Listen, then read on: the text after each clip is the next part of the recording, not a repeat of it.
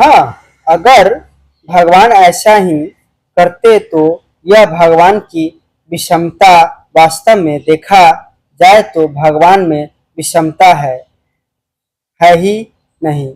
भगवान में विषमता तो भजन करने वाले को भावनाओं से पैदा ही है, अर्थात जो संसार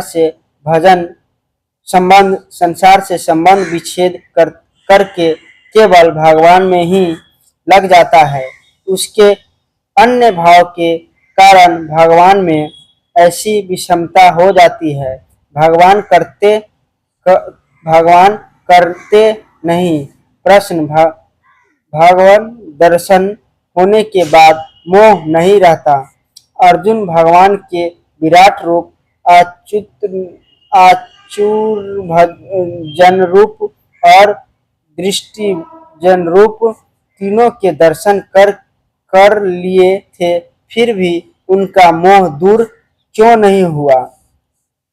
दर्शन देने के बाद भक्त का मोह दूर करने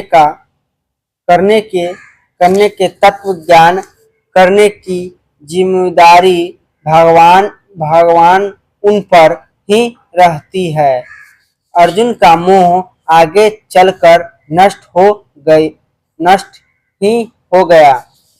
इसी से सिद्ध होता है कि भगवान दर्शन होने के बाद मोह नष्ट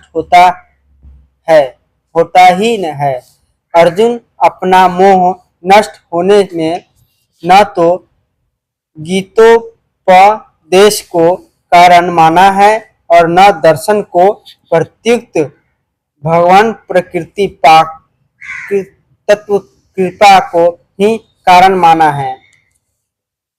13वें अध्याय के 12वें श्लोक में परमात्मा को श्रेष्ठ कहा है और 18वें अध्याय के 18वें श्लोक में संसार को यज्ञ कहा है। इसका क्या तात्पर्य है? ये दोनों विषय अलग अलग है। 13वें अध्याय के 12वें श्लोक में बताया गया है कि परमात्मा को जरूर जानना चाहिए, क्योंकि परमात्मा को यथार्थ रूप से जान लेने पर कल्याण हो जाता है। और 18वें अध्याय के 18वें श्लोक में बताया गया है कि जानने में आने वाला दुष्ट मात्र संसार है, जिससे व्यवहारिक सिद्धि होती है।